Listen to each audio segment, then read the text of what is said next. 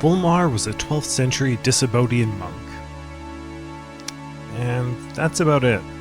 Now you might be asking yourself, why am I unfamiliar with this Volmar? And honestly, that's kind of the point. Volmar didn't do anything great by the standards of the world. His great contribution to Christian history was his humility and servanthood that strived to elevate others. Noteworthy is his relation to Hildegard of Bingen, who he served as confessor, secretary, editor, teacher, and spiritual director to. Despite having ecclesial authority over Hildegard and the women at her convent, he considered himself their servant.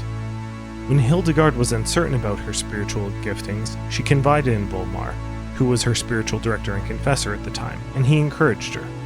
As Vincent Corrigan notes, it was at Volmar's urging Abbot Kuno of Disibodian gave Hildegard permission to record her visions.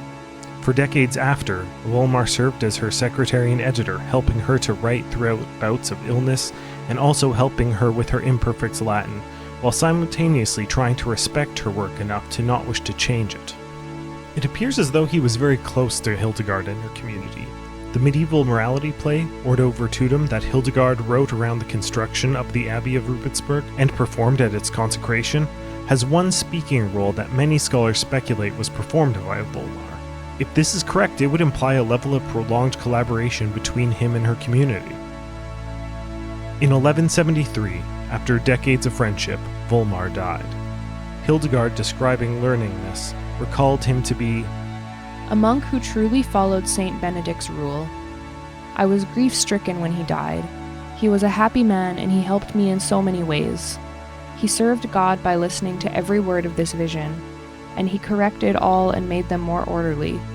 He always kept me going. He cautioned me never to stop writing because of my physical weaknesses and illnesses, but to persevere in setting down this vision. He served God until the day he died, always supporting me.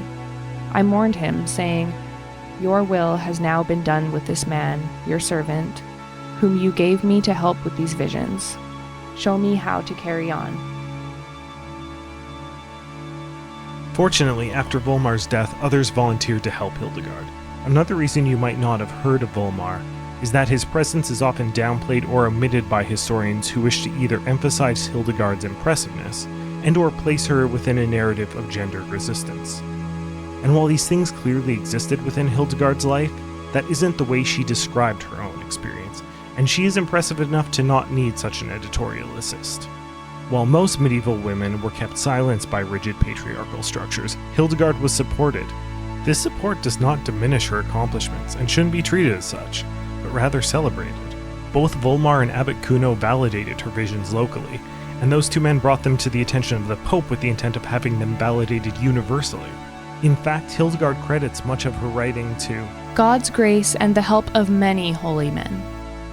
That said, what made these holy men great was their capacity to embody the servanthood of Christ, which doesn't seek glory and is willing to be a servant to all. Volmar isn't a great example of Christian humility because he recognized that Hildegard was an equal, but because he was willing to go beyond that, not believing equality with her as something to be grasped at, and instead humbled himself as a servant to her and others. This has been Ross von Hausen at Saints and Stuff. Hopefully you find what we do edifying, and feel free to like or subscribe.